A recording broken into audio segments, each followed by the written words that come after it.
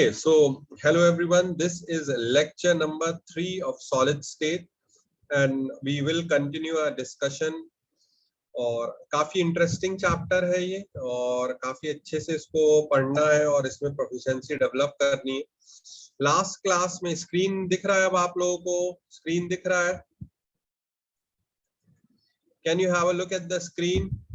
Yes sir. चलिए हम जो है वो क्या कहते हैं कि अगली हेडिंग डालते हैं, फिर थोड़ी देर ही पढ़ेंगे और उसके बाद में फिर जो हमारे क्वेश्चंस हैं उनको हम डिस्कस करेंगे जो हमने पिछली क्लास में दिए हुए थे। Effective number of atoms in a unit cell, जिसको हम it is also known as rank of a unit cell. Effective number of atoms in a unit cell, it is also known as rank of a unit cell. Effective number of atoms in a unit cell also known as rank of a unit cell. तो heading डालिए effective number of atoms in a unit cell also known as rank of a unit cell. इसका symbol होता है Z से, इसको लिखेंगे effective number of atoms in a unit cell also known as rank of a unit cell. Please write.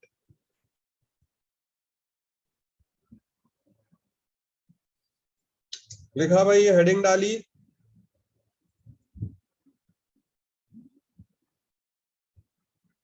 Heading डाली भाई, बताइए। Yes sir.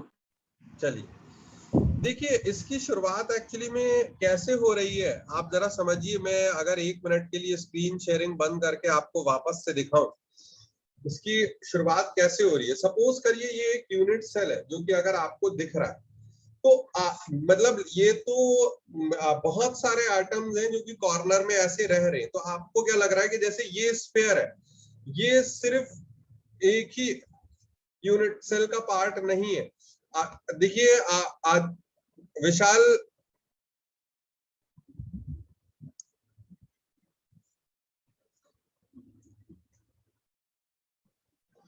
बाकी सब लोगों को आवाज आ रही है?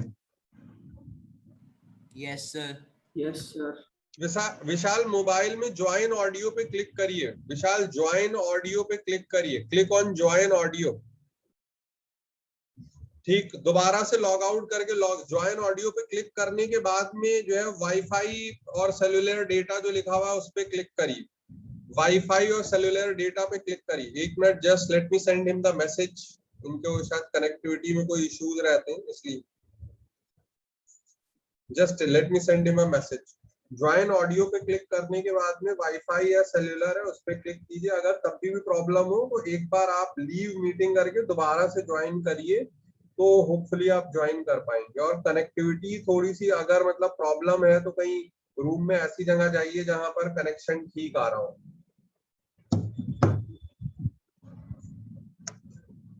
ये देखिए, ये सपोज करिए कोई यूनिट सेल है तो ये जो एटम है वो केवल इसी यूनिट सेल का पार्ट नहीं है, क्योंकि इसके बराबर में भी एक यूनिट सेल है, इसके ऊपर भी एक यूनिट सेल है, इसके इधर भी एक यूनिट सेल है, इसके इधर भी एक यूनिट सेल है।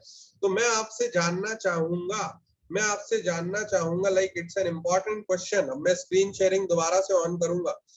This is an important question. I would like to know कि अगर कोई कॉर्नर में एटम प्रेजेंट है, ऐसे करके ये कॉर्नर, ये हमारा जैसे ये यूनिट सेल एक स्फेरिकल टाइप का यूनिट सेल था, और अगर कोई कॉर्नर में एटम प्रेजेंट है, यहाँ कॉर्नर में प्रेजेंट है, तो वो और कितने यूनिट सेल का हिस्सा होगा? और कितने यूनिट सेल का हिस्सा होगा बताइए सर 7 सर 8 मतलब इसको मिला के बताइए, इस वाले को मिला के बताइए कितने यूनिट सेल का हिस्सा होगा?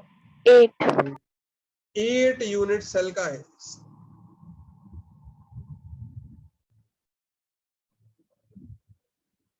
एट यूनिट सेल का हिस्सा होगा। ये वाली चीज समझ में आ रही है everyone? Like this is very very critical to understand. Devansh, ये चीज समझ में आ रही है? No sir. Yes sir. No या यस बताइए please. Sir yes sir. No sir. ये देखिए, ये समझने की कोशिश कीजिए कि यहाँ ये एक यूनिट सेल है तो यहाँ पर भी एक यूनिट सेल होगा। ये तो मतलब कोई एक यहाँ पर एक और यूनिट सेल है, ठीक? हाँ भाई मुदस्सिर, यहाँ पर एक और यूनिट सेल है, ठीक है? ये चीज समझ में आ रही है? बराबर में लगा हुआ होगा। Yes sir. फिर एक इसके ऊपर एक यूनिट सेल होगा। Yes sir. फिर यहाँ पर एक और यूनिट सेल होगा। Yes sir.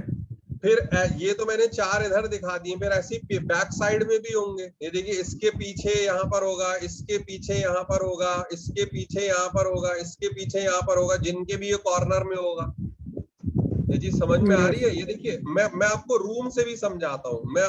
मैं लाइक अगेन मैं स्क्रीन शेयरिंग बंद करता हूँ, मैं आपको रूम से समझाता हूँ। जैसे सपोज करिए ये हमारा रूम है, ये कॉर्नर दिख रहा है वहां पे, रूम में उधर वो कॉर्नर दिख रहा है वहां पे, तो देखिए कॉर्नर दिख रहा है। Yes sir. वो अब वो कॉर्नर होगा ऐसे ही, इस कमरे के पीछे कमरा होगा, इसके इधर कमरा होगा, उधर वाले के पीछे होगा, फिर 4 कमरे ऊपर बने हुए होंगे। वहां कॉर्नर में अगर कोई आइटम रखा हुआ होगा, यहाँ पर like I am talking about this, ये सपोज करिए मैं इसको फेंक के मारूंगा यहाँ इस कॉर्नर में अगर कोई सपोज करिए कोई स्फेयर रखा हुआ होगा, तो वो इस कमरे के अलावा 7 और यानी टोटल 8 कमरों में अगर वो स्फेयर रखा होगा, 8 कमरों में शेयर हो रहा होगा। आपको समझ में आया मुदस्सिर? Yes sir. तो हम ये बोल सकते हैं, जैसे कि इन्होंने जित्या ने पहले ही बता दिया, very important for us to understand, कि अगर कोई ठीक, अगर कोई स्पेयर कॉर्नर में रखा हुआ है, अगर कोई कॉर्नर में स्पेयर रखा हुआ है, तो उसका 1/8 ही कंट्रीब्यूशन होता है। बहुत ही इंपॉर्टेंट बात है। अगर ये हमारा यूनिट सेल है, if this is our unit cell, अगर ये हमारा यूनिट सेल है अगर ये हमारा, और उसके कॉर्नर में अगर कोई स्पेयर रखा हुआ होता है कॉर्नर में, तो उसका मतलब वो है तो पूरा एक स्पेयर, मगर हम ये कहेंगे कि भाई जायदाद का बंटवारा हुआ, स्पेयर का बंटवारा हुआ, तो जैसे कोई जमीन है तो जमीन पूरी, मगर मेरे हिस्से में कितनी आएगी?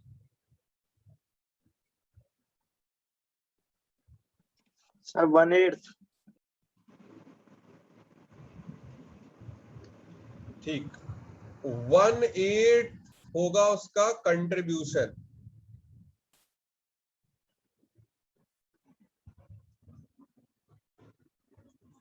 in a particular unit cell। ये चीज लिखिए, नोट डाउन करिए, ये चीज लिखिए, नोट डाउन करिए।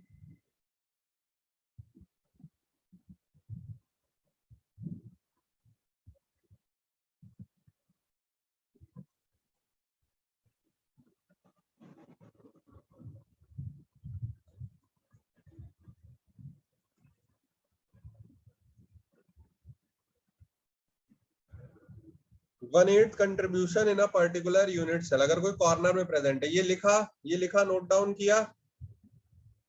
Yes sir. चलिए, अब हाँ भाई, इसमें विजुअलाइजेशन चाहिए रहता है। मुदस्सिर आप ही बताइए, क्योंकि पिछले वाले में थोड़ी प्रॉब्लम हो रही थी। ये देख, अगर कोई स्फीयर यहाँ पर प्रेजेंट है, एकदम फेस के सेंटर पर, ये फेस है, मुदस्सिर दिख रहा है स्क्रीन? Yes sir. ये कोई फेस के सेंटर पे प्रेजेंट है, तो उसका कितना हिस्सा इस वाले यूनिट सेल का होगा, कितना दूसरे वाले का होगा, ये पर्टिकुलर के लिए कंट्रीब्यूशन कितना होगा। ये तो मैंने ऐसे डायग्राम बना के दिखाया है, बट अगर मैं वापस से स्क्रीन शेयरिंग ऑन करके स्क्रीन में दिखाऊं वापस स्क्रीन शेयरिंग ऑन करके, ये देखिए, अगर कोई स्फीयर हमारे फेस के सेंटर पे प्रेजेंट है, फेस के सेंटर पे अगर कोई प्रेजेंट है, यहाँ पर प्रेजेंट है, जैसे ये देखिए मुदस्सिर, तो इसका इस पर्टिकुलर यूनिट सेल के लिए कितना कंट्रीब्यूशन होगा बताइए?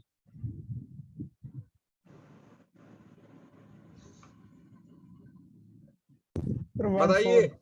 हाँ, 1/4 तो बाकी कहाँ होगा बताइए? बाकी कहाँ पर होगा? बाकी कहाँ होगा?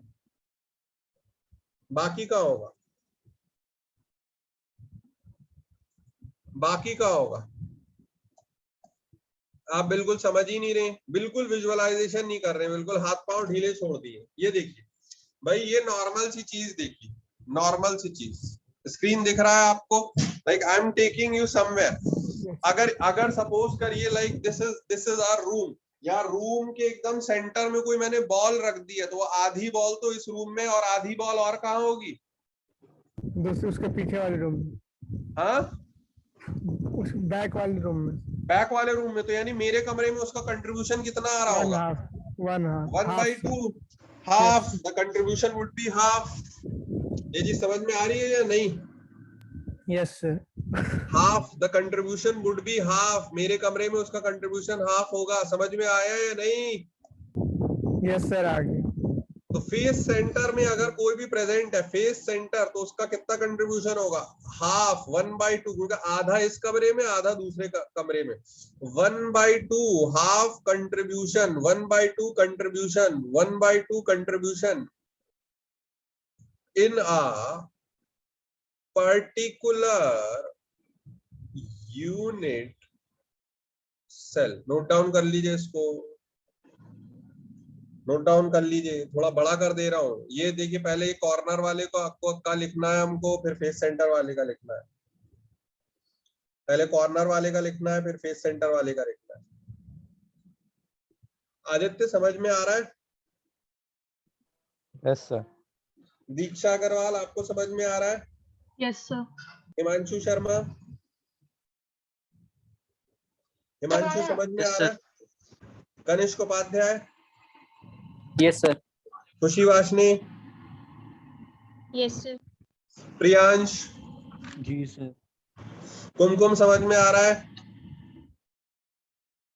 Yes sir. चलिए,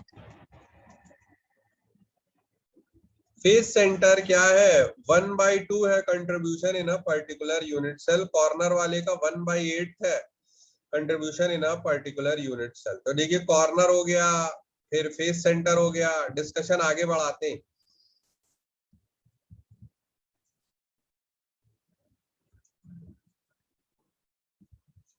अगर कोई एकदम रूम के बीच में कोई मैंने एप्पल या फिर मैंने आपके वाटरमेलन लाके रख दिया, एकदम कोई बॉडी के सेंटर पे लाके रख दिया, बॉडी के सेंटर पे लाके रख दिया, बॉडी सेंटर पे, तो यशुवर्धन उसका क्या कंट्रीब्यूशन होगा? बॉडी के एकदम अंदर लाके रख दिया, तो उसका कितना हिस्सा इस यूनिट सेल के अंदर है, कितना किसी दूसरे के अंदर है, बताइए यशुवर्धन।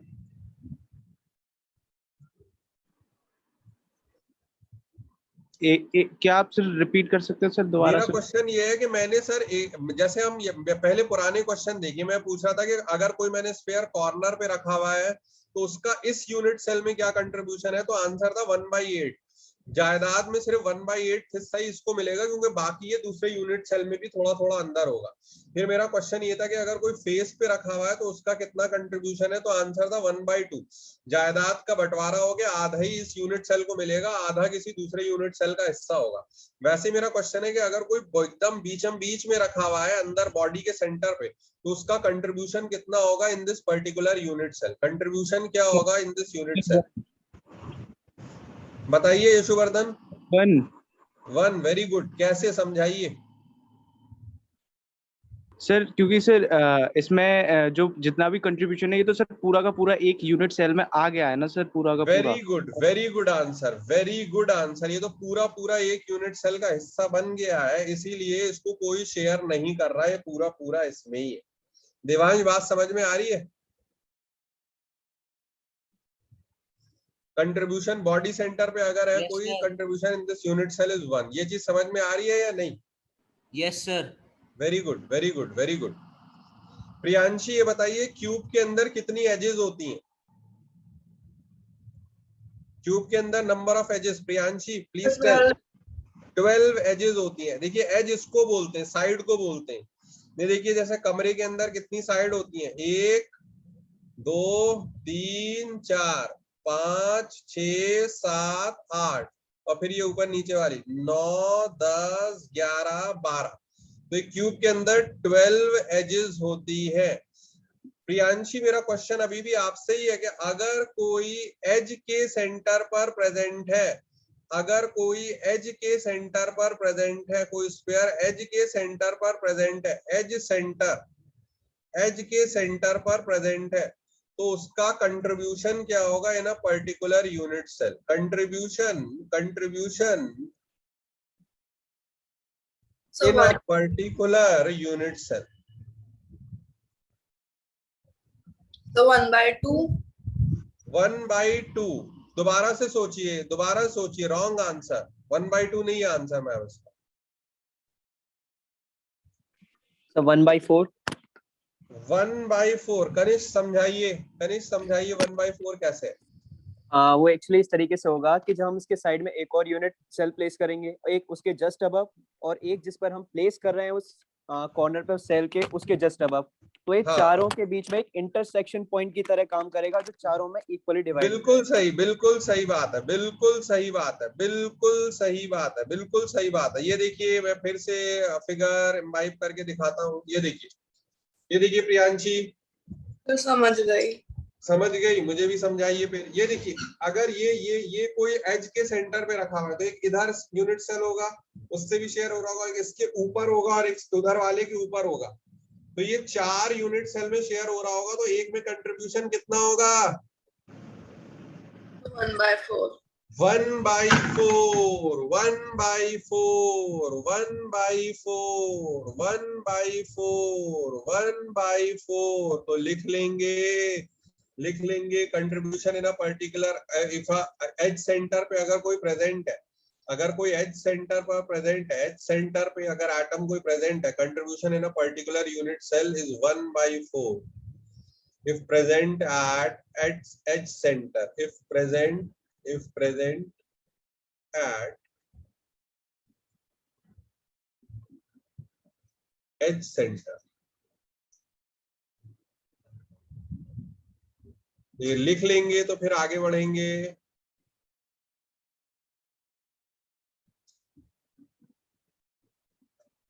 ये लिख लेंगे फिर आगे बढ़ेंगे। बताइए, लिख लिया? आगे बढ़े भाई, आगे बढ़े। Yes sir. चलिए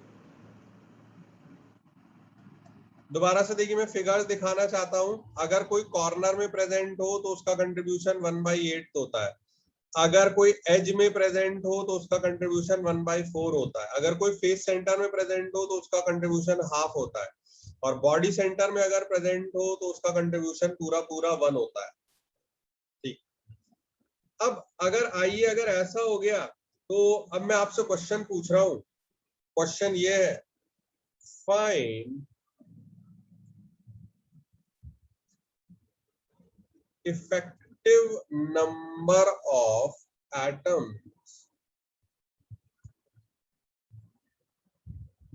in a simple cubic unit cell. Effective number of atoms in a simple cubic unit cell. हाँ भाई, खुशी राठौड़ बताइए, खुशी राठौड़ बताइए, खुशी राठौड़ कैसे होगा? सवाल बताइए कैसे होगा मैम? सर एक एटम का कंट्रीब्यूशन 1/8 है और हर कॉर्नर पे 8 एटम्स है, तो सर क्यूबिक यूनिट सेल का तो सर 1 एटम होगा। सबसे पहले बताइए what is a simple cubic unit cell? Sir simple cubic unit cell ma'am याद होना चाहिए, आप तो पेज पलट रही हैं, मुझे आवाज आ रही है। सिंपल क्यूबिक किसे कहते हैं बताइए? सर क्यूब के हर कॉर्नर पे जब एक लैटिस पॉइंट प्रेजेंट हो। हाँ, लैटिस पॉइंट पे स्फीयर भी प्रेजेंट हो, ये भी बोलिए। क्यूब के हर कॉर्नर पे के लैटिस पॉइंट पे एक स्फीयर प्रेजेंट हो। ठीक, अब स्फीयर तो 8 है, मगर हर किसी का कंट्रीब्यूशन कितना है? 1/8। तो इफेक्टिवली कितने स्फीयर हो गए? सर 1। तो आंसर क्या हो गया कि 8 कॉर्नर पे भले ही प्रेजेंट है मगर हर किसी का कंट्रीब्यूशन 1/8 है। तो 8 × 1/8, ये तो नंबर ऑफ स्फीयर्स थे। ये वाले 8 तो नंबर ऑफ स्फीयर्स थे, मगर कोई पूरा थोड़ी था। ये उनका क्या था? कंट्रीब्यूशन था। यानी हमारी rank of unit cell Z या रैंक ऑफ यूनिट सेल कितनी निकल कर आ गई? 1। रैंक कितनी निकल कर आ गई? 1। ठीक, नोट डाउन करेंगे इसको, नोट डाउन करेंगे, नोट डाउन करेंगे, everyone note it down. Sir हम लोग इफेक्टिव नंबर ऑफ एटम्स क्यों बोलते हैं? इफेक्टिव मतलब? हाँ सर, इफेक्टिव इसलिए बोलते हैं कि अगर मैं इस यूनिट सेल का इंटरव्यू लेने पहुंच गया कि यूनिट सेल में आज तक से आया हूं, बताइए आपके अंदर कितने एटम है, तो वो ये नहीं कह सकता कि मेरे अंदर 8 एटम है, क्योंकि 8 कोई उसके थोड़ी है। वो ये बोलेगा इफेक्टिवली मेरे पास तो भैया एक ही है। क्योंकि 8 है मगर वो दूसरे यूनिट सेल का भी हिस्सा है, तो मुझे जो मिला आखिरकार, मुझे जो प्रॉपर्टी का बंटवारे के बाद में मिला, तो मुझे एक ही मिला, इसलिए इफेक्टिव बोल रहे हैं। इफेक्टिव मतलब जो आपके कितने हैं, belongs to that particular unit cell, belongs to that particular unit cell। ठीक है, बात समझ में आ रही है? Yes sir. हाँ भाई जित्या, समझ में आया? Yes sir. जित्या फिर ये बताइए कि अब अगर मैं ये सेम क्वेश्चन रिपीट कर दे रहा हूं, I am repeating the same question again, find effective number of atoms for face centred cubic unit cell. Face centred cubic unit cell के लिए आपको इफेक्टिव नंबर ऑफ एटम्स बताने हैं, तो क्या आंसर होगा? अगर फेस सेंटर्ड होता क्या था पहले तो ये बताइए। सर 8 कोऑर्डिनेट्स पे भी प्रेजेंट होगा क्यूब के स्फीयर और हर फेस के सेंटर पे। हाँ, very good very good. 8 corners पे प्रेजेंट होगा, all the 8 corners, 1 2 3 4 5 6 7 8 and all the 6 faces, 1 2 3 4 5 6। तो बताइए फिर इफेक्टिव नंबर ऑफ एटम्स कितने होंगे? सर 8 कोऑर्डिनेट्स के तो 1 हो जाएगा और 6 फेसेस का हाफ कंट्रीब्यूशन होगा तो वो 3 हो जाएंगे, तो 4 होंगे effect. Very good answer, effective number of atoms 4 होंगे। Very good answer, effective number of atoms 4 होंगे। 8 कॉर्नर्स पे जो होंगे उनका कंट्रीब्यूशन होगा 1/8। सब लोग ऐसे ही करके लिखेंगे, जो 8 कॉर्नर्स पर है उनका कंट्रीब्यूशन है 1/8। ये तो कॉर्नर पे प्रेजेंट है और ये उनका कंट्रीब्यूशन है।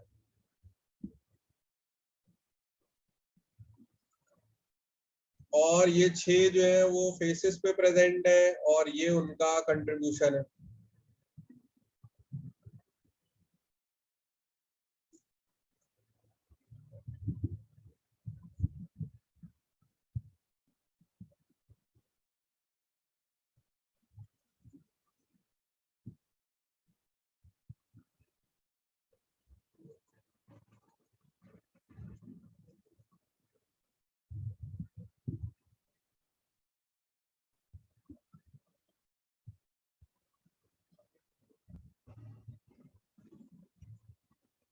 ये लिख लेंगे तो बताइए फिर आगे बढ़ेंगे।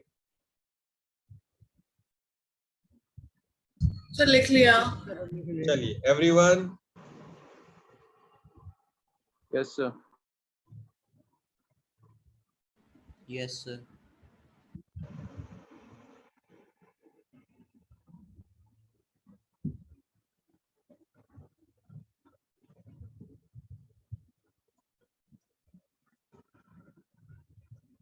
ठीक, डिस्कशन को आगे बढ़ाते हैं। तो सिंपल क्यूबिक हो गया, फेस सेंटर्ड क्यूबिक हो गया। अब बॉडी सेंटर्ड अगर हम बनाए, बॉडी सेंटर्ड, ये भी पिछली क्लास में पढ़ा था। बॉडी सेंटर्ड क्या होता था? 8 कॉर्नर्स पे प्रेजेंट होगा और सेंटर पे। और एक जो है वो बिल्कुल बीचम बीच में प्रेजेंट होगा। 8 कॉर्नर्स और एक एकदम बीचम बीच में प्रेजेंट होगा। हाँ भाई यश शुक्ला, आप बताइए इफेक्टिव नंबर ऑफ एटम्स। ये पीसीसी है, body centred cubic unit cell. Effective number of atoms. Corners का 8 × 1/8 हो जाएगा। हाँ, उसका कॉर्नर्स का हाफ हो 8 जाएगा। × 1/8 हो जाएगा। और उसका हाफ हो जाएगा बॉडी सेंटर में सर जो है। बॉडी सेंटर में जो प्रेजेंट है उसका कंट्रीब्यूशन वो पूरा अंदर है। अभी यशुवर्धन ने बताया था सर। वही पर एक हाफ क्यों हो जाएगा? हाफ क्यों हो जाएगा सर, आप बताइए मुझे। हाँ भाई यश शुक्ला बताइए, हाफ क्यों हो जाएगा? गलत समझ। हाँ, पूरा 1 होगा। ये तो देखिए नंबर ऑफ एटम्स है और ये क्या है उनका कंट्रीब्यूशन। फिर ये भी नंबर ऑफ एटम है जो बीच में प्रेजेंट है और ये उसका क्या है? कंट्रीब्यूशन। तो इफेक्टिवली z की वैल्यू क्या होगा 2। समझ में आ रहा है? अभी देवांश लिख रहे हैं आप? देवांश लिख रहे हैं? Yes sir. चलिए वेरी गुड। देवांश अभी स्कूल की वेकेशन हुई है नहीं? अभी क्लासेस चल रही है? सर अभी क्लासेस चल रही है और मैम कह रही थी कि मई में शायद एग्जाम होंगे। मई में एग्जाम होंगे? अरे यार मैम से बोलो कोरोना चल रहा है, मैम आपको एग्जाम की पड़ी है। और क्या, मैम से बोलिए कोरोना चल रहा है, मैम आपको एग्जाम की पड़ी है। हाँ भाई, ओएलएफ वालों के क्या अपडेट्स हैं, क्या चल रहा है स्कूल में? खुशी वाशने आप बताइए। सर मई में एग्जाम की कह रही हूँ। मई में एग्जाम? आपकी भी क्लासेस चल रही हैं? Yes sir. अच्छा अच्छा, ओके। चैप्टर अभी कौन सा चल रहा है मैम?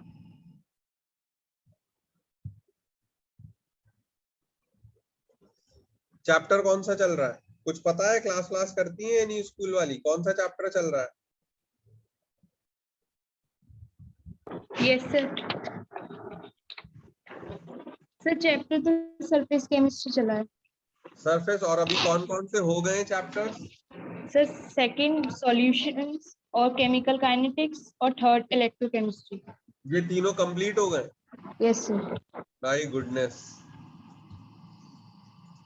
चलिए ये लिख लिया, ये आपने नोट डाउन किया? नोट डाउन किया एवरीवन? आगे बढ़ सकते हैं? Yes sir. चलिए चलिए, बहुत अच्छी बात।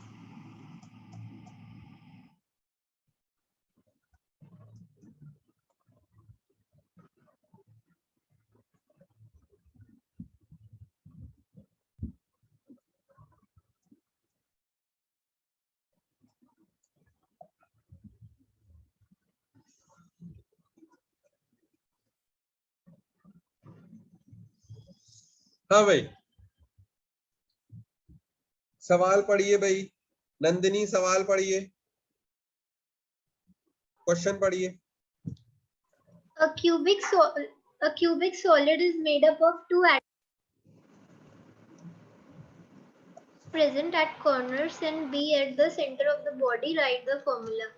हाँ बताइए, ए और बी से मिल के बना हुआ है जो क्या कहते हैं कि दो टाइप के एटम्स है और यूनिट सेल के अंदर ए और बी है। ए कहाँ पर प्रेजेंट है? कॉर्नर पे। तो ए का कंट्रीब्यूशन कितना होगा? बताइए, ए का कंट्रीब्यूशन कितना होगा? So 1/8. मगर आठों कॉर्नर पे प्रेजेंट है ना, तो इफेक्टिव नंबर ऑफ कंट्रीब्यूशन कितना होगा? इफेक्टिवली एक यूनिट सेल में ये कितने प्रेजेंट होंगे? सर पर इसमें लिखा है कि दो ही एटम्स प्रेजेंट हैं। दो टाइप ऑफ एटम प्रेजेंट है। दो टाइप ऑफ, दो नहीं है, दो टाइप ऑफ एटम प्रेजेंट है। Atoms of A R present at the corner. एक ही एटम थोड़ी है, दो प्रकार के एटम है। Okay sir. तो 8 into 1/8। ए हो गया 1, और फिर बी कितने हो गए? सर 1। वो तो 1 into 1 हो गया। Yes sir. बी भी 1 हो गया। तो अब एक यूनिट सेल, तो आपको बताया था ना सैंपल रूम होता है, जैसा यूनिट सेल वैसा ही सब कुछ। तो यूनिट सेल में एक ए है और एक बी है, तो एम्पेरिकल फॉर्मूला क्या हो गया? A b. तो फिर टोटल आपके सॉलिड का भी फॉर्मूला क्या हो गया?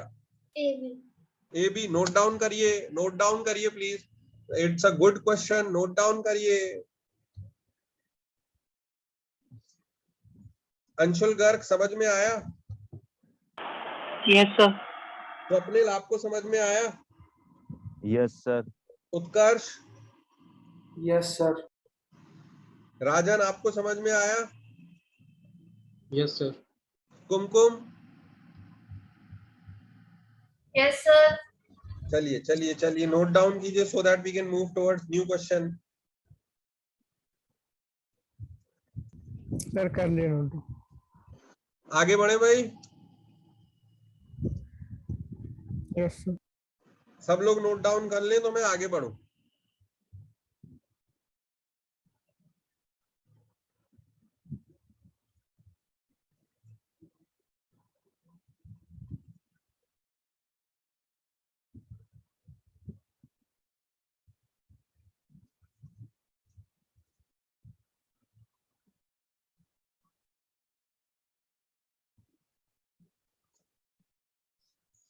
Can we move ahead?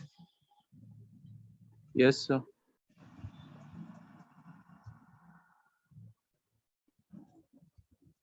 Okay, next question. हाँ भाई स्वप्निल, पढ़िए सवाल पढ़िए।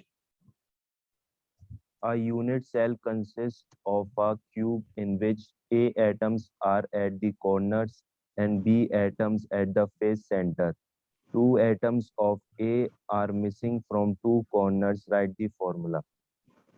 चलिए भाई, बहुत अच्छा सवाल है, सब लोग कोशिश करेंगे करने की।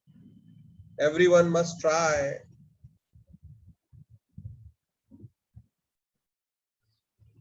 सब लोग कोशिश करेंगे करने की, सवाल नोट डाउन करिए, कोशिश कीजिए करने की। आई होप सबको सवाल दिख रहा होगा, सबको सवाल नजर आ रहा है। युग वाशने सवाल दिख रहा है?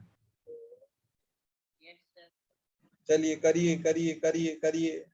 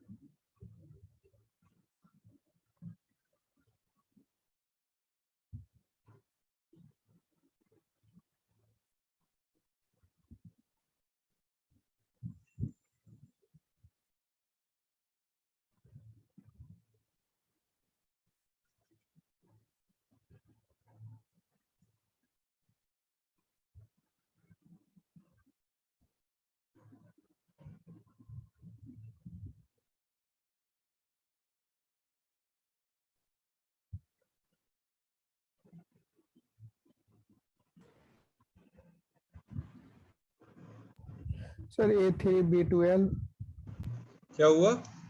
A3B12 है।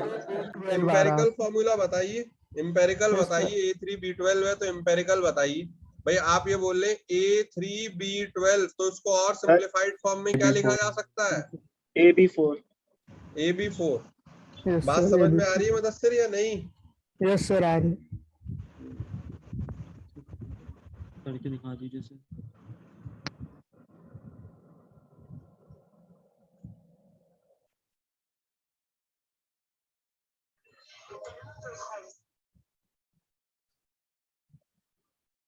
चलिए भाई करते हैं। Hopefully right, this is the right answer. Let us see. AB4 is the right answer. हाँ भाई बताइए मुदस्सिर, कैसे किया, कैसे किया बताइए। सर ये मतलब 6 दो मिसिंग है सर कॉर्नर से, तो उसका कंट्रीब्यूशन हो जाएगा 6 × 1/8 A का। हाँ देखिए, ए जो है वो आपके सारे कॉर्नर पे थे मगर दो मिसिंग थे, तो 6 × 1/8 बिल्कुल सही। फिर बी बताइए। सर बी सर 6 फेसेस है तो 6 × 1/2। 6 × 1/2, तो ए कितना हो गया? 3/4। 4। और बी कितना हो गया? 3। तो अब या तो हम कुछ ऐसे लिखेंगे भाई A:B का रेशियो क्या हो गया? 3/4:3, यानी ये कितना हो गया? 1/4। यानी अगर एक A प्रेजेंट होगा तो उसके कंपैरिजन में 4 क्या प्रेजेंट होंगे? B। अगर एक A प्रेजेंट होगा तो 4 क्या प्रेजेंट होंगे? B। ये चीज समझ में आई है नहीं? Yes sir. उत्कर्ष समझ में आया या नहीं? Yes sir. A/B समझ में आदित्य समझ में आया? Yes sir. Priyansh? Sir A और B तो निकाल दिया था, लेकिन A/B का समझ में नहीं आया। प्रियांश आवाज नहीं आ रही, मोबाइल के पास आगे बोलिए। सर ये A और B तो मैंने निकाल दिया था, लेकिन A/B कैसे आया ये? A/B आना नहीं है, हम ये बता रहे हैं कि फॉर्मूला जब भी लिखा जाता है तो ये लिखते हैं ना कितने A पर कितने B हैं। तो A अगर 3/4 है और B 3 है तो आप ऐसे करके लिखिए। आपको कुछ नहीं समझ में आ रहा तो आप ऐसे लिखिए। चलिए ये सही है, ये लिख सकते हैं कि हम क्या, अगर A 3/4 है और B 3 है, लिख सकते हैं? जी सर। बताइए लिख सकते हैं या नहीं लिख सकते? जी सर। तो अब इसको 4 से मल्टीप्लाई कर दीजिए, 4 से मल्टीप्लाई कर दिए तो क्या हो गया, 4 से मल्टीप्लाई कर दिए तो ये लिख दिया, ये लिख सकते हैं या नहीं? Yes sir. फिर 3 से डिवाइड कर दिए तो क्या हो गया, AB4। अब बात समझ में आई या नहीं? जी सर आ गई। तो इसका फिजिकल मीनिंग क्या है? फिजिकल मीनिंग ये है कि अगर एक ए प्रेजेंट है तो उसके कंपैरिजन में 4 बी प्रेजेंट है। यस।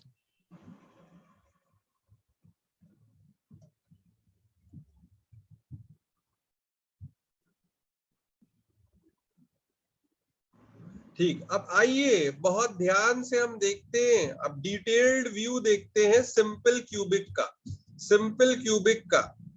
ठीक, तो अगली हम हेडिंग डालते हैं, अगली हेडिंग डालते हैं relation between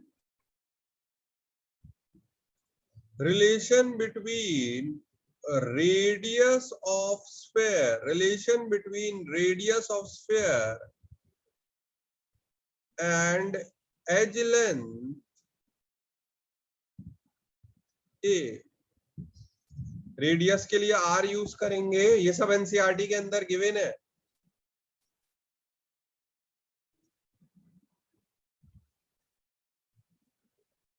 as length A of unit cell, इस चीज को प्लीज नोट डाउन करिए। Relation between radius of sphere R and edge length A of unit cell, please note it down so that we can move ahead.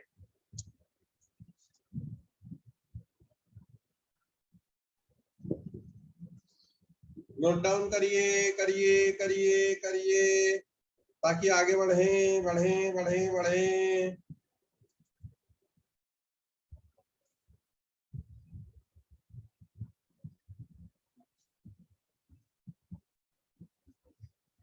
किया, note down किया भाई, heading डाली? Yes sir. चलिए अब ये देखिए, ये एक्चुअली में व्यू है एक सिंपल क्यूबिक का। वो जो हमको लग रहा था ना कि वो 8 कॉर्नर्स पे प्रेजेंट है, वो कॉर्नर्स में जो स्पेयर रखे हुए थे वो एक्चुअली में टच भी कर रहे थे, आपस में टच भी कर रहे थे। तो अगर ये वाली लेंथ A है, अगर ये वाली लेंथ A है, तो अब आप बताइए ये वाली लेंथ अगर A है तो फिर ये रिलेशन क्या हो जाएगा? ये देखिए ये R है और ये R है, तो रिलेशन क्या हो जाएगा? A बराबर 2R। ये चीज समझ में आ रही है? Yes sir. ये चीज समझ में आ रही है या नहीं? यस सर आ रही। ये रिलेशन किसके लिए वैलिड होगा? ये रिलेशन किसके लिए वैलिड होगा? सिंपल क्यूब, सिंपल क्यूबिक के, सिंपल क्यूबिक के, सिंपल क्यूबिक के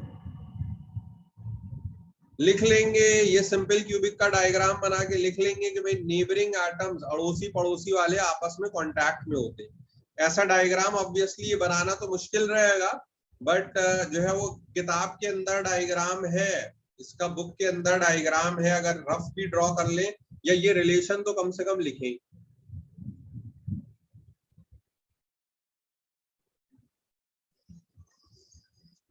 ये लिख लीजिए, वर्ड्स में ये लिखना है। कुमकुम ये लिखिए, okay sir. Each corner item is in contact with adjacent corner item और A बराबर 2R है।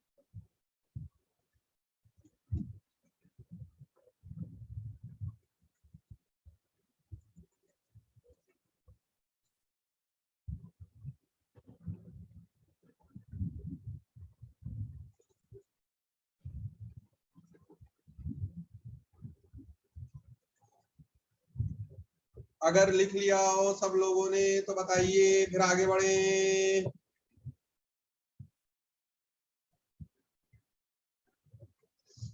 लिखा भाई, लिखा? Yes sir. देवांश लिखा? Yes sir. उत्कर्ष लिखा? Yes sir. यशुवर्धन लिखा? जी सर। खुशी राठौड़ लिख लिया? Yes sir.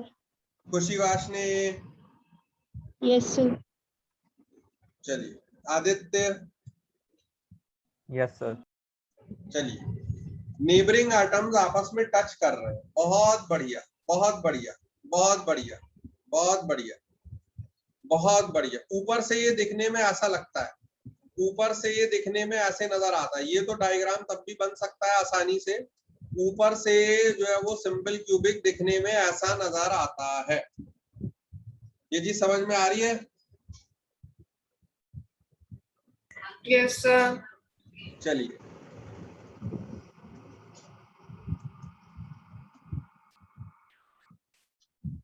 अब आइए, अब हम बात करते हैं face centred cubic unit cell. Face centred, ये देखिए फेस सेंटर्ड ऐसा नजर आता है, दिखने में ऐसा नजर आता है। फेस सेंटर्ड आप देख रहे हैं, ये साइड लैटरल व्यू लिया हुआ है फेस सेंटर का, लैटरल व्यू लिया हुआ है। बहुत इंपॉर्टेंट बात ये है, बहुत इंपॉर्टेंट बात ये, इस चीज को समझना है। नंदिनी आप बताएंगी इस चीज को। मैं ये कहना चाहूंगा कि ये कॉर्नर्स वाले जो है, कॉर्नर्स वाले जो ये आर था, और अगर ये आर था, ये अब आपस में टच नहीं कर रहे। Corners, the corner ones they are not touching each other, क्योंकि उनके बीच में एक इंसर्ट करके बीच में स्फीयर आ गया। ये चीज आपको समझ में आ रही है? यस। बहुत ध्यान से मेरी बात सुनिए, ऐसा कोई किसी बुक में नहीं लिखा हुआ होगा जो मैं बता रहा हूं। Please pay attention to what I am saying. Very important stuff I am telling you, very important stuff I am telling you. बहुत इंपॉर्टेंट बात मैं आपको बताने जा रहा हूं। सपोज करिए कि ये देखिए, ये अगर मैं सिंपल क्यूबिक बना रहा था तो एक कॉर्नर पे ये प्रेजेंट था, एक कॉर्नर पे ये प्रेजेंट था, एक कॉर्नर पे ये प्रेजेंट था, एक कॉर्नर पे ये प्रेजेंट था, ये सब कॉर्नर में प्रेजेंट। तो यहाँ पर तो वो रिलेशन हमारा लागू हो सकता था कि ये आर है और ये आर है और ये आर है और ये आर है और ये ए है, तो वो रिलेशन लग सकता था कि ए किसके बराबर है, 2r के। This relation would have been valid that a is equal to 2r. But अगर ऐसा हो जाए, please pay attention to what I am saying, अगर ऐसा हो जाए, बहुत ध्यान से देखिए कि हम जोर जबरदस्ती एक बीच में स्पेयर लाके इंसर्ट कर दें। अगर जोर जबरदस्ती एक बीच में स्पेयर लाके, मैं बीच में यहाँ पर कोई स्पेयर लाके घुसा दे रहा हूँ, इसी साइड का मैं बीच में जबरदस्ती स्पेयर लाके घुसा दे रहा हूँ, तो वो तो रहने आ जाएगा, वो बीच वाला स्पेयर वो वहां रहने आ जाएगा। बट अब उसकी वजह से कॉर्नर्स वाले जो है वो आपस में एक दूसरे को टच नहीं कर पाएंगे। कॉर्नर वाले आपस में एक दूसरे को टच नहीं कर पाएंगे। ये बीच में जो बनाया हुआ है ना, वो बेसिकली फेस का सेंटर है। जो बीच वाला जो ये बनाया हुआ है ना, ये कहां पर प्लेस किया है मैंने, फेस का सेंटर, फेस के सेंटर पे प्लेस किया है। तो बहुत इंपॉर्टेंट बात यह है कि इस बार में a is equal to 2r नहीं लिख सकता, ये गलत है, ये गलत है, ये नहीं लिख सकता। I can not right this. आप देखिए बहुत अच्छा वाला डायग्राम भी देखिए। तो जैसे कि मैं इनसे पूछ रहा था, क्या ये कॉर्नर वाले, क्या ये वाला देखिए, ये वाला और ये वाला, क्या ये आपस में टच कर रहे हैं? नंदिनी बताइए, क्या ये आपस में टच कर रहे हैं? No sir. तो फिर क्या मैं ये लिख दूं इस बार? No sir. No sir. तो फिर क्या ए और आर के बीच में कैसे रिलेशन निकालूं, बताइए? तो 2√2r होगा। a ग्रेटर देन 2r होगा। a ग्रेटर देन 2r तो होगा, मुझे तो इक्वालिटी वाला रिलेशन बताइए। सर 2√2r सर डायगोनल से, सर हाँ भाई यश चौधरी आप बताइए, यश चौधरी बताइए। सर फेस के डायगोनल से निकाल लेंगे sir. Excellent answer, excellent answer. देखिए अगर ये a है और ये a है, तो नंदिनी फिर ये कितना होगा बताइए? Sir 4r। वाह वाह वाह वाह, पाइथागोरस थ्योरम की धज्जियां उड़ा दी नंदिनी, वाह भाई वाह, बहुत अच्छे बहुत अच्छे। आगे का पढ़ते जाओ, पीछे का भूलते जाओ। सर मैं डायगोनल 4r बता रही थी।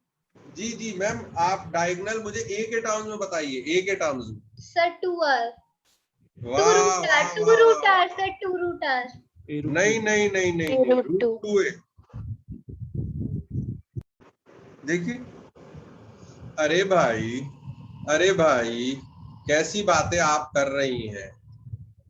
ये बताइए मैम ये बताइए, अगर ये एक स्क्वायर है, प्लीज आंसर माय क्वेश्चन, ये एक स्क्वायर है, अगर ये ए है, ये ए है, दिस इज अ स्क्वायर, तो फिर ये कितना समझ होगा? आ गया नहीं ये कितना, मुझे भी तो समझाइए, सर। ये कितना होगा?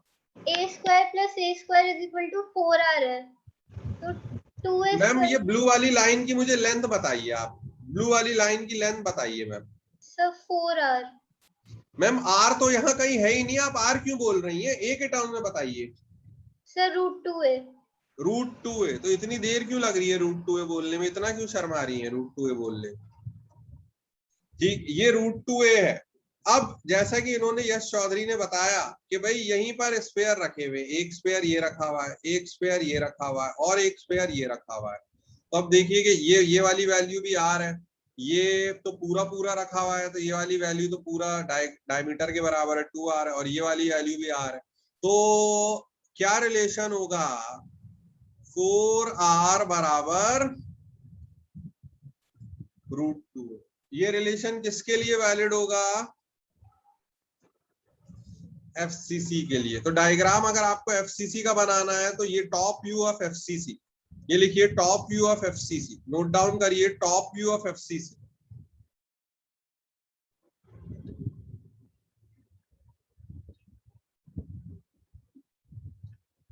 Top view of FCC।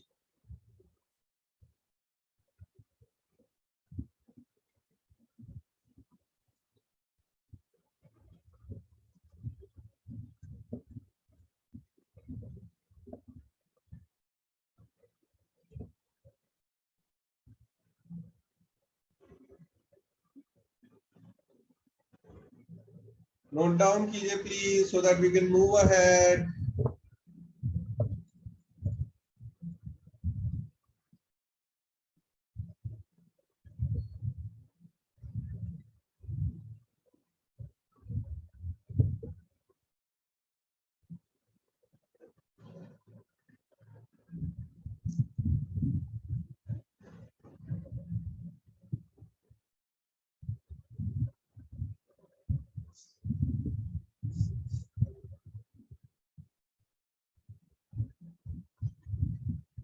अगर ये कर लिया, ये ऐसा डायग्राम बना लिया, तो फिर ये लिखिए, ये नोट डाउन करिए।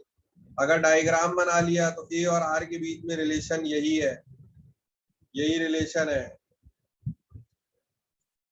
कि √2a बराबर 4r।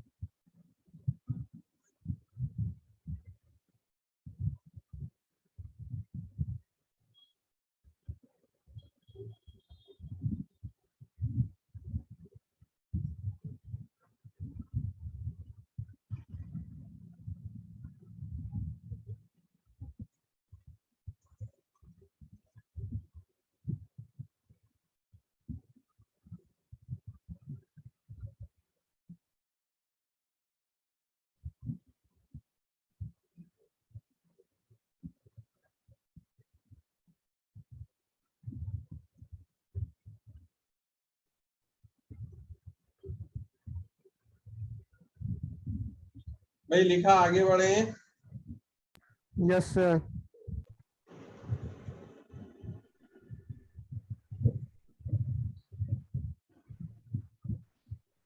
चलिए, ए और एक और बहुत इंपॉर्टेंट बात, बहुत इंपॉर्टेंट बात, बहुत इंपॉर्टेंट बात, ये देखिए, ये जो यहाँ पर स्पेयर रखा हुआ है, ये इनको और इनको टच कर रहा होगा, very important point.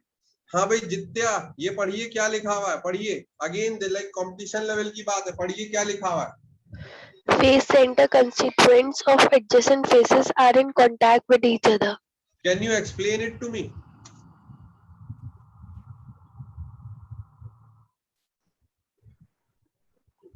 Can you explain this point to me?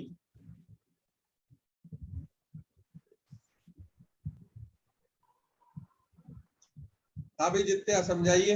जो फेस सेंटर पे एटम होगा वो कॉर्नर वाले के कांटेक्ट में होगा।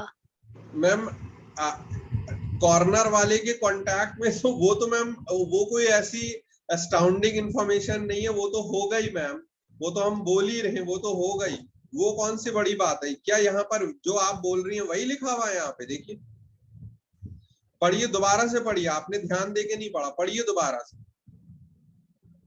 Face center constituents of adjacent faces are in contact with each other. Simply translate it for me, मुझे इसको हिंदी में ट्रांसलेट करके बताइए।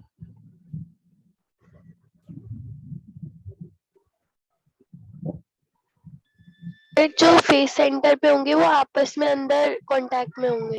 हाँ, मगर एडजेसेंट वाले जैसे ये ब्लू वाला मैंने दिखाया है, ये इस ब्लू वाले के साथ कांटेक्ट में और इस वाले के साथ कांटेक्ट में, क्योंकि ये एडजेसेंट फेसेस पर है।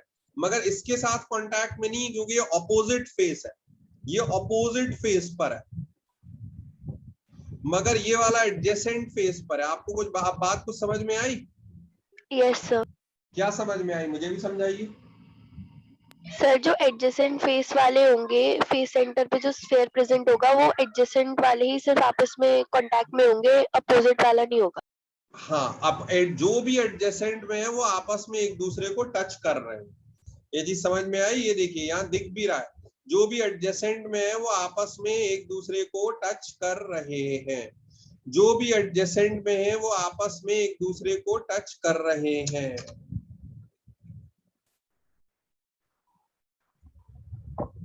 ठीक है, ये देखिए ये वाला इसको टच कर रहा है, ये वाला इसको टच कर रहा है, ये वाला ऊपर वाले को टच कर रहा है। कुछ बात समझ में आ रही है? Yes. This point is worth mentioning in our notebook. ये किलर पॉइंट है कंपटीशन के लिए, इसको अपनी कॉपी में लिखें।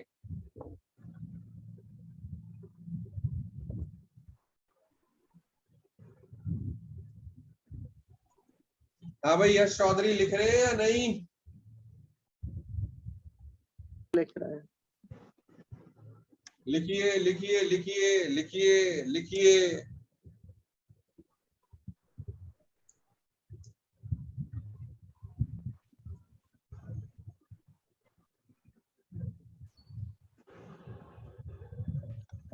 सर इसमें जो टॉप पे जो सर एटम है सर, वो तो चारों के साथ में कांटेक्ट में होगा ना सर, जो बीच में चारों हैं?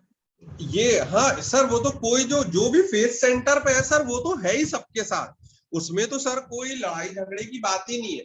जो भी फेस सेंटर पर है वो अपने कॉर्नर्स के सबके साथ टच में होगा। ये जैसे ये फेस सेंटर है सर, वो बीच में जो है सर, कॉर्नर नहीं, जो फेस सेंटर पे है सर, बीच वाले जो चारों फेस सेंटर पे हैं। हाँ, तो वो उसके एडजेसेंट ही तो होंगे ना। जो अगर ये देखिए ये फेस सेंटर है तो ये इसका एडजेसेंट हुआ ना, ये एडजेसेंट हुआ।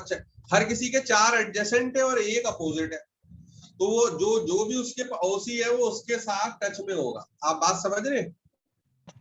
Yes sir.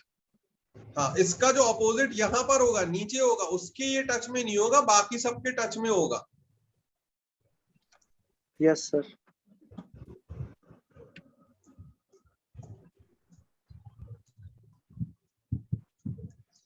पॉइंट लिखिए, ये पॉइंट लिखिए जो इनसे पूछा था, बहुत इंपॉर्टेंट पॉइंट है कंपटीशन के लिए।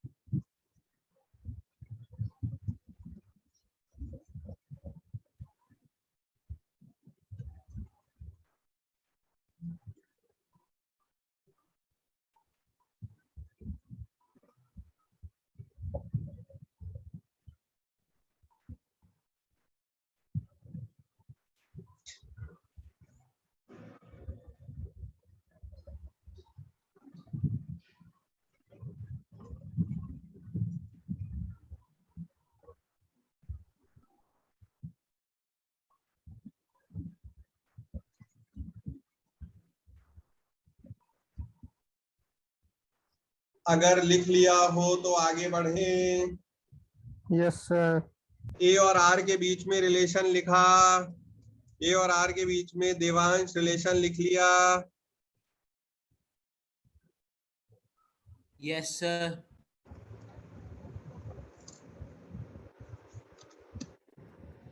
चलिए, very good, very good, very good, very good, very good, very good, very good. हाँ भाई, अब यहाँ पर एक सवाल हम ये पूछ रहे हैं, ठीक, आप ही लोगों से पूछ रहे हैं, वो ये है कि क्यूब के अंदर, उत्कर्ष आप बताइए, ये क्यूब है। सबसे पहले तो मुझको ये बताइए उत्कर्ष कि if this is a cube, तो क्यूब के अंदर कितने बॉडी डायगोनल होते हैं? क्यूब के अंदर कितने बॉडी डायगोनल होते हैं? क्यूब के अंदर कितने बॉडी डायगोनल, ये क्यूब है सर उत्कर्ष, क्यूब के अंदर कितने बॉडी डायगोनल होते हैं?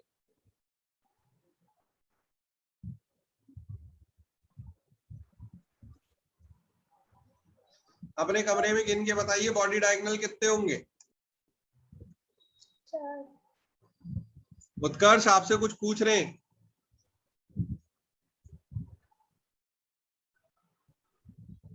उत्कर्ष बॉडी डायगोनल, बॉडी अगर चलिए दूसरा क्वेश्चन पूछ रहा हूं, अगर ये क्यूब है, ये ए है, ये भी ए है और ये भी ए है, तो बॉडी डायगोनल की लेंथ कितनी होगी, length in terms of A?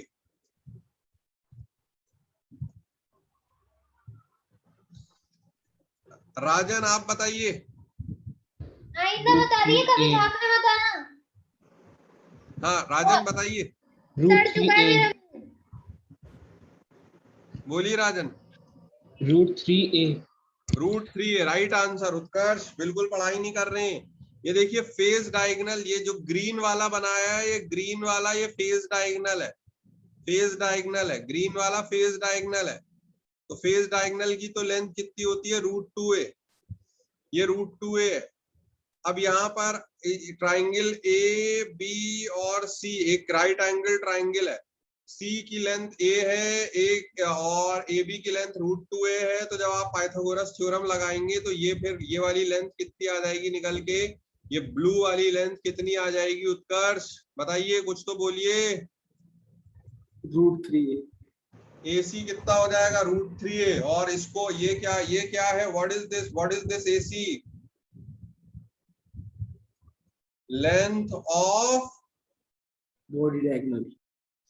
Body diagonal. ऐसे कितने बॉडी डायगोनल होंगे इस क्यूब के अंदर बताइए, अब ऐसे कितने होंगे?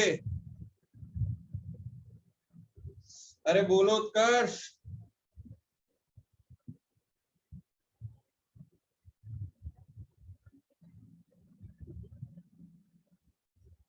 कनिष्क उपाध्याय बताइए कितने बॉडी डायगोनल होंगे?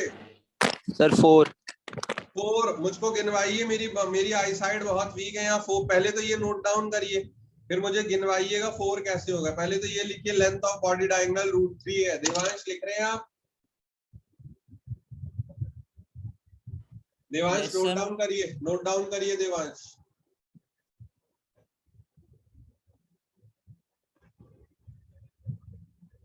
मैं लिख रहा हूँ। Yes, मैं लिख रहा हूँ। क्या हुआ देवांश, कुछ बोल रहे हैं? सर मैं कह रहा हूँ, मैं लिख रहा हूँ। वेरी गुड, लिखिए लिखिए लिखिए।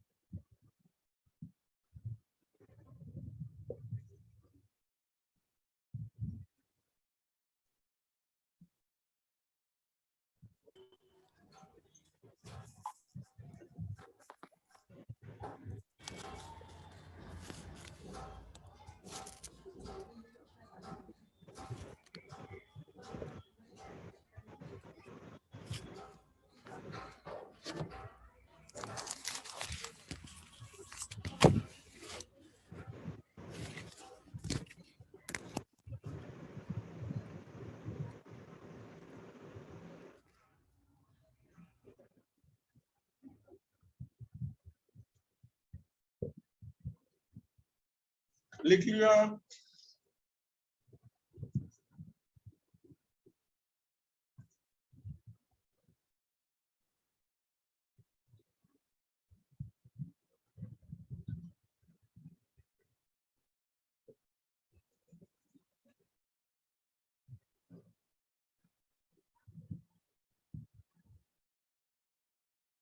बताइए आगे बढ़े। Yes sir.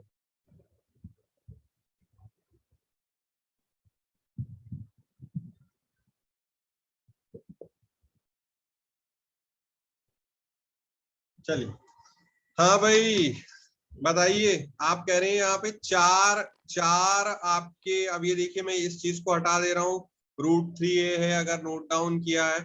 आप कह रहे हैं यहाँ 4 फेज डायगोनल है, बॉडी डायगोनल है, तो वो 4 बॉडी डायगोनल कहाँ पर हैं?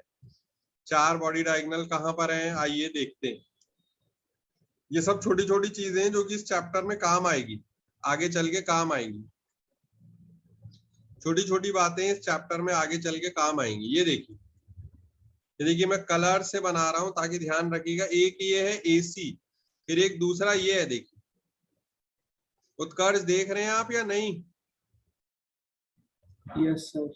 एक यहाँ इस पॉइंट से इस पॉइंट को मिला दिया, एक ये, फिर एक मैं मान लीजिए लेट अस से I am using this yellow colour, मैंने एक इस पॉइंट से इस पॉइंट को मिला दिया है, एक ये, ठीक। फिर एक जो बच जाता है वो मैंने इस पॉइंट से, लेट अस से I am using red colour, मैंने इस पॉइंट से इस पॉइंट को मिला दिया। वो देखने में थोड़ा अजीब लग रहा है, ओवरलैप कर रहा है, बट ये 4 यहाँ पर 4 हमारे फेज डायगोनल बॉडी डायगोनल होंगे। 4 बॉडी डायगोनल, 4 बॉडी डायगोनल, याद रखिएगा there are 4 body diagonal, 4 body diagonal. और यहाँ पर रिलेशन क्या होगा? A और R के बीच में क्या रिलेशन होगा? A और R के बीच में क्या रिलेशन होगा? A और R के बीच में क्या रिलेशन होगा? A और R के बीच में क्या रिलेशन होगा? मुदस्सिर बताइए, A और R के बीच में क्या रिलेशन होगा?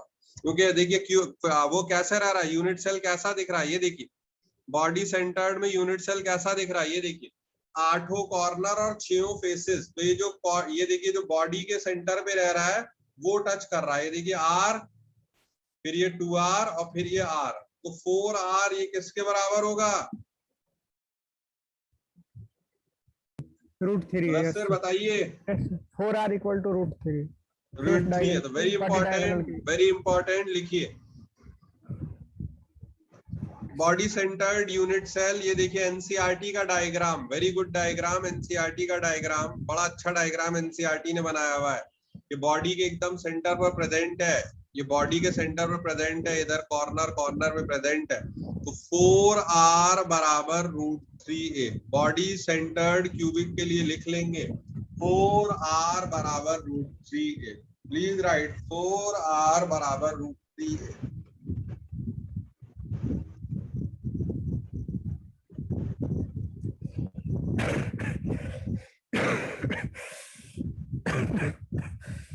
लिख लिया? Yes sir.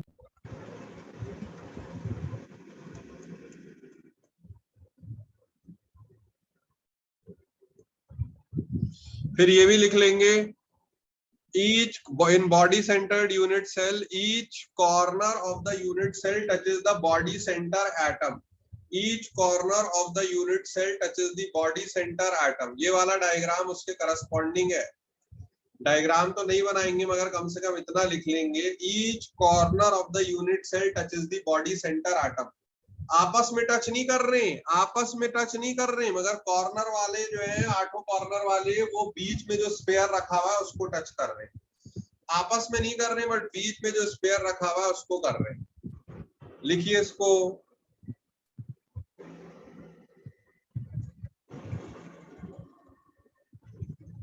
हाँ भाई लिख रहे हैं सब लोग या नहीं? Yes sir. Aditya note down कर रहे हैं या नहीं? Yes sir. चलिए ये लिख लिया।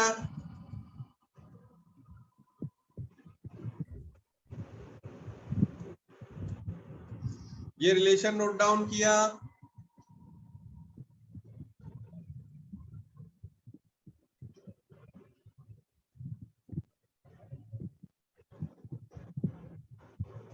बताइए भाई आगे बढ़े। Yes sir. Can we move ahead? Everyone, please tell. Yes sir. चलिए, वेरी गुड। अब यहाँ पर भाई एक चीज ये बताइए, हाँ भाई देवांश सर, सपोज करिए कि हमारे पास में कोई व्हीकल है, उसमें 4 लोगों के बैठने की जगह है।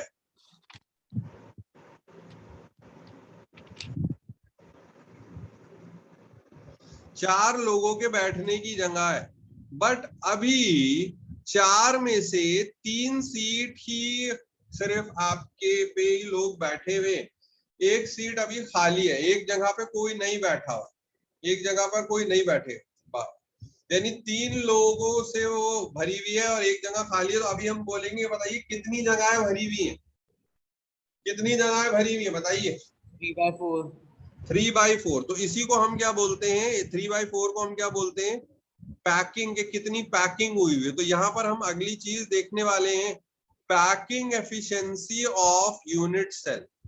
Packing efficiency of unit cell, heading डालिए packing efficiency of unit cell. In fact मैं अलग से लिखवा रहा हूं, हेडिंग डालिए पैकिंग एफिशिएंसी। पैकिंग एफिशिएंसी, बहुत से लोग उसे पीई भी बोलेंगे शॉर्ट में, packing efficiency of unit cell.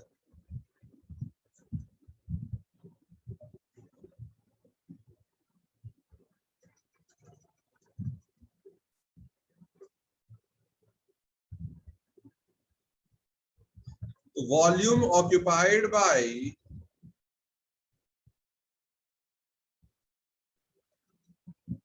effective number of spheres, volume occupied by effective number of spheres in a unit cell divided by volume of unit cell। ये packing यानी कि जो अंदर स्पेयर भरे हुए थे उन्होंने कितनी जगह ऑक्यूपाई करी हुई है, डिवाइडेड बाय यूनिट सेल के की जो वॉल्यूम है वो कितनी, ये पैकिंग एफिशिएंसी हमको बता दे, पैकिंग एफिशिएंसी हमको बता दे।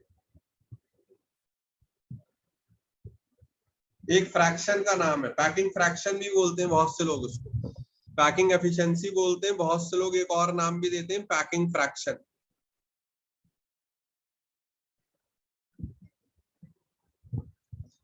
लिखिए भाई, नोट डाउन कीजिए ताकि आगे बढ़े।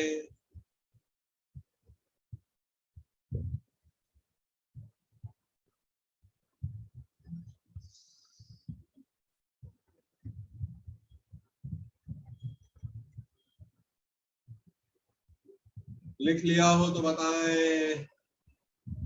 Sir done. एवरीवन, बाकी लोग बताएं। डन। ठीक। अब ये देखिए कि अगर क्यूब है, if cube unit cell, if cube, कोई जरूरी नहीं है कि हमेशा क्यूब हो, मगर अगर क्यूब है तो फिर क्यूब की तो वॉल्यूम क्या होती है, तो हमने 10th क्लास में पढ़ा हुआ है, क्यूब की वॉल्यूम क्या होती है? एक क्यूब। और स्फीयर क्या, स्फीयर की वॉल्यूम का क्या, अगर r रेडियस का स्फीयर है तो स्फीयर की वॉल्यूम का क्या फॉर्मूला होता है? 4/3πr²। तो अब आइए, अब हम अलग अलग केस में पैकिंग एफिशिएंसी कैलकुलेट करते हैं, अलग अलग केस में पैकिंग एफिशिएंसी कैलकुलेट करते हैं। ये देखिए, अब आइए हम निकालते हैं, इनफैक्ट हम क्या निकालते हैं, आप निकालेंगे। पैकिंग एफिशिएंसी निकालिए, सिंपल क्यूबिक की, फ्रैक्शन में रहने दीजिएगा आंसर। अब देखिए सिंपल क्यूबिक में हम ऐसा लिख सकते हैं, देखिए पैकिंग एफिशिएंसी का फॉर्मूला ये हो सकता है Z इंटू 4/3πr क्यूब, क्योंकि एक क्यूब की वॉल्यूम 4/3πr क्यूब है, सॉरी एक स्फीयर की वॉल्यूम 4/3πr क्यूब है, और Z ये बता रहा है कि कितने स्फीयर है, क्योंकि रैंक ऑफ यूनिट सेल यही था अभी जो थोड़ी देर पहले पढ़ा था, इफेक्टिव नंबर ऑफ स्फीयर्स।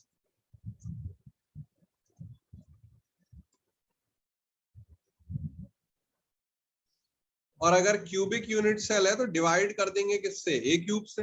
अगर क्यूबिक यूनिट सेल है तो डिवाइड किससे कर देंगे, ए क्यूब से। तो अब देखिए कि सिंपल क्यूबिक के लिए Z की वैल्यू क्या होती है, सिंपल क्यूबिक के लिए हिमांशु शर्मा Z की वैल्यू क्या होती है? हिमांशु शर्मा आवाज आ रही है? Himanshu Sharma sir 1 1 into 4/3 pi r cube divided by a cube. अब इससे तो फ्रैक्शन नहीं निकल कर आ रहा, मगर कोई टेंशन की बात नहीं है। क्यों टेंशन की बात नहीं होगी? हमें a और r के बीच में भी रिलेशन मालूम है कि a किसके बराबर है? 2r 2r के बराबर है। सिंपल क्यूबिक के लिए, फॉर सिंपल क्यूबिक a बराबर 2r। तो अब देखिए आप क्या करेंगे, क्या करेंगे, घबराएंगे बिल्कुल नहीं। 4/3 pi r cube divided by a की जगह लिख दिया 2r और उसका क्यूब कर लिया। तब ये देखिए कितना हो गया, 4 पाई r cube upon 3 into 8 r cube. फिर ये देखिए अब तो कैंसिल आउट हो रहा है, r क्यूब से r क्यूब गया, 4 2, तो ये क्या हो गया, पाई बाय 6। तो ये नोट डाउन करेंगे। पैकिंग एफिशिएंसी सिंपल क्यूबिक का एक रेशियो निकल कर आ रहा है पाई बाय 6। इसमें कोई चीज नहीं। हाँ बताइए सर। ये पैकिंग एफिशिएंसी जो है सर, ये एक तरह का फ्रैक्शन है या फिर सर एक तरह की परसेंटाइल? मतलब वो तो परसेंटेज में भी निकाल सकते हैं बाद में, मगर ये देखिए ये बता रहा है कि कितनी जगह भरी हुई है आउट ऑफ टोटल जगह। तो क्योंकि भरी हुई जगह में स्पेयर रह रहे होंगे और खाली जगह टोटल जगह होगी, तो ये एक तरीके से वो रेशियो निकल कर आ रहा है भरी हुई जगह डिवाइडेड बाय टोटल जगह। अब उसको 100 से मल्टीप्लाई कर देंगे तो परसेंटेज निकल के आ जाएगी। ठीक है, तो सर अगर मीनिंग इसका यही है। जैसे अगर कोई हमसे कहे कि अगर इसकी पैकिंग एफिशिएंसी निकालनी है आपको, तो सर हम ये पाई बाय 6 लिखते हैं, तो सर ये सही माना जाएगा? हाँ, पाई बाय 6 भी लिख सकते हैं, या जब आप इसकी वैल्यू निकालेंगे, तो इतनी आएगी 0.52 आएगी। फिर उसको जब परसेंटेज में निकालना होगा तो परसेंटेज में निकाल के आप लिख देंगे कितना, 52%। तो उसका फिजिकल मीनिंग ये होगा कि एक सिंपल यूनिट सेल में 52% जो जगह है वो स्पेयर से भरी हुई रहती है और बाकी जगह खाली रहती है। ये है इसका मतलब, इसका फिजिकल मीनिंग ये होगा। Okay sir.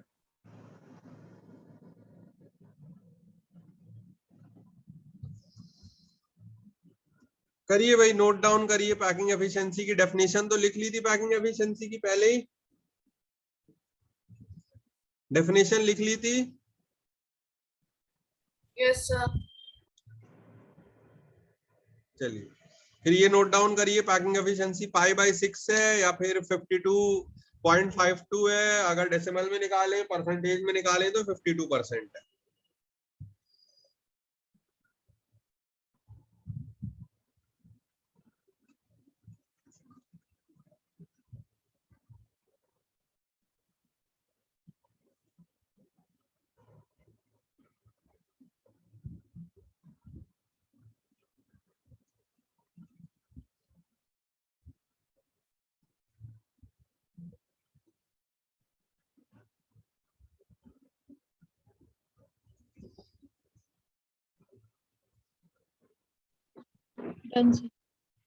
लिख लिया?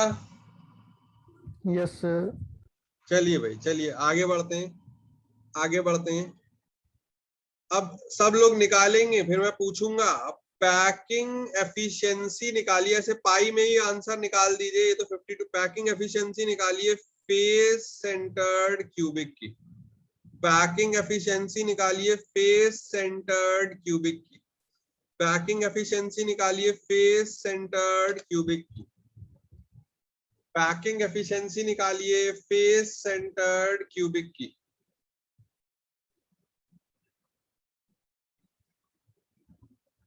पैकिंग एफिशिएंसी निकालिए। प्रियांशी बताइए, packing efficiency of face centred cubic, quickly calculate. Pi by 3√2। Pi by 3√2। Oh my God. चलिए भाई देखते हैं, सब लोग अभी कर लें तब देखते हैं। Z की वैल्यू क्या होगी एफसीसी के लिए, बताइए। 4 इंटू 4 यानी इफेक्टिवली 4 स्पेयर हैं। और A और R में क्या रिलेशन है बताइए। Sir 2√2R equal to 2√2R। हाँ, A देखिए, या तो फिर ये कि √2A बराबर 4R था, या फिर a बराबर 2√2r था, फिर a का क्यूब कितना हो जाएगा 16√2r क्यूब। तो वो यहाँ पर हम लिख देंगे 16√2r क्यूब। तो अब वो फिर उस रिलेशन से कितना आ जाएगा pi/3√2, pi/3√2। Remember the result. You have to remember this result. You have to remember this result. You have to remember this result. Then you have to remember this result. जब आप इसको फिर ऐसे निकालेंगे तो ये कितना आ जाएगा 0.74 परसेंटेज में निकालेंगे तो कितना आ जाएगा 74%। You have to remember this result. ये तीनों समझ में आया भाई? इन्होंने बताया, प्रियांशी ने पैकिंग एफिशिएंसी समझ में आया। ये रिलेशन हमने पहले ही यूज किया हुआ था, उससे फिर ये लिखा, क्यूब करके ये लिखा, इस क्यूब को यहाँ पे प्लग किया, पैकिंग एफिशिएंसी निकाली। मुदस्सिर समझ में आया? Yes sir. नहीं आया? आ गया सर। आ गया, चलिए बहुत अच्छी बात है। लिखिए, नोट डाउन कीजिए 74%। डन। बाकी लोग, खुशी राठौर समझ में आया? Yes sir. नोट डाउन करेंगे।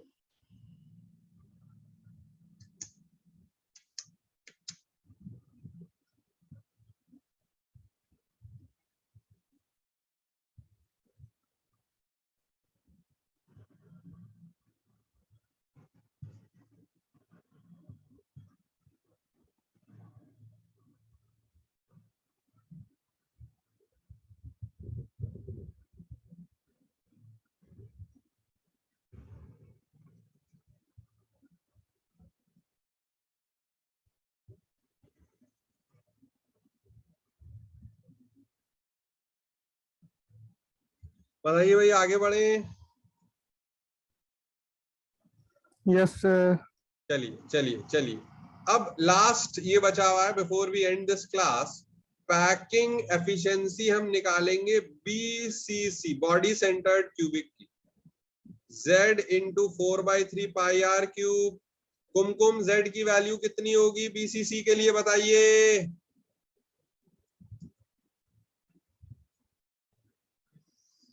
Z की वैल्यू क्या होगी? 2। ठीक। और A और R के बीच में क्या रिलेशन होगा BCC के लिए बताइए? Sir √3a is equals to 4r। 4r। ठीक। तो अब ये देखिए, यानी फिर A किसके बराबर हो जाएगा 4r अपॉन √3, या फिर A क्यूब किसके बराबर हो जाएगा 64r क्यूब अपॉन 3√3। तो उस A क्यूब को मैं यहाँ पर प्लग कर दूंगा तो फिर क्या रिलेशन आ जाएगा 2 इंटू 4 पाई r cube upon 3 into 64r cube. फिर ये न्यूमरेटर में चला जाएगा 3√3। ये लिख दिया तो देखिए r क्यूब से r क्यूब चला गया और क्या चला गया 4 टू द 8 √3/8। हाँ, 3 से 3 चला गया, क्या आ जाएगा √3 पाई/8।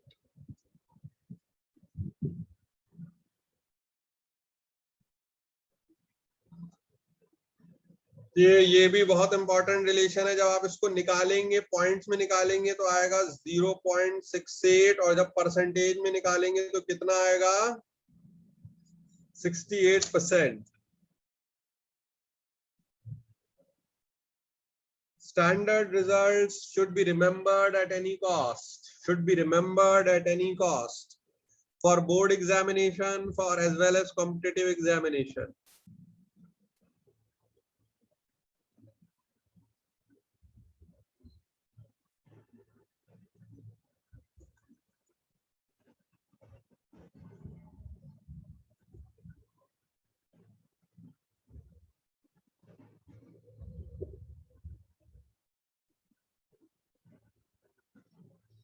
लिख लिया भाई? बताइए, लिखा एवरीवन? Yes sir. सब लोगों ने लिखा? सारे बच्चों ने लिख लिया? Yes sir. युगवाश ने लिखा आपने? Swapnil? Yes sir. Priyansh? Yes sir. लिख लिया प्रियांश पक्का? जी सर लिख लिया। लिख रहे हैं या लिख लिया? सर हो गया। चलिए तो देखिए पैकिंग एफिशिएंसी को लेके अब मैं क्या बोल सकता हूं, ये देखिए ये √3 68% यानी यहाँ पर सिंपल क्यूबिक में पैकिंग एफिशिएंसी 52% थी, बीसीसी में पैकिंग एफिशिएंसी 68% थी और एफसीसी में पैकिंग एफिशिएंसी 74% थी। तो सबसे अच्छी पैकिंग एफिशिएंसी किसमें थी? सबसे अच्छी पैकिंग एफिशिएंसी किसमें थी? हाँ भाई खुशीवाश ने बताइए सबसे अच्छी पैकिंग एफिशिएंसी किसमें थी? Sir face centred. Face centred क्या पूरा नाम लीजिए? Sir face centred cubic unit cell. हाँ face centred cubic unit cell, तो इसीलिए हम इसको अवार्ड देते हैं। अब आज से हम इसको क्या नाम देंगे? सीसीपी। सीसीपी का क्या मतलब होगा? Cubic closest packing. आपने क्योंकि सबसे बढ़िया पैकिंग करी एफसीसी और आपकी पैकिंग एफिशिएंसी सबसे ज्यादा थी, आपने अंदर अपने अंदर सबसे ज्यादा स्पेयर्स रखे, बहुत क्लोजली उनको पैक करके रखा, बहुत अच्छे से अंदर सब ठस पस करके रखा, इसीलिए एफसीसी का एक पर्यायवाची और क्या बन गया? एफसीसी का एक और नाम क्या बन गया? खुशीवाश ने बताइए। Sir cubic closest packing. लिख लेंगे। आज के बाद से वो हो सकता है एफसीसी को एफसीसी ना बुलाएं, वो एफसीसी को किस नाम से बुलाया करेंगे? सीसीपी। सीसीपी, क्योंकि उसकी सबसे अच्छी पैकिंग एफिशिएंसी थी। लिख लेंगे लिख लेंगे लिख लेंगे। ये याद होना चाहिए, ये याद होना चाहिए, ये याद होना चाहिए, ये याद होना चाहिए। लिखेंगे लिखेंगे लिखेंगे।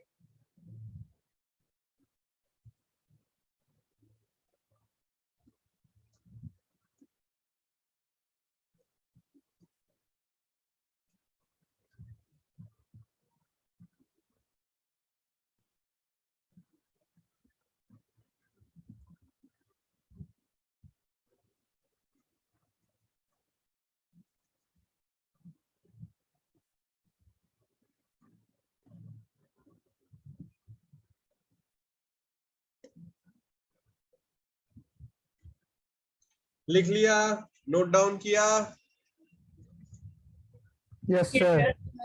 चलिए चलिए चलिए, very good very good very good.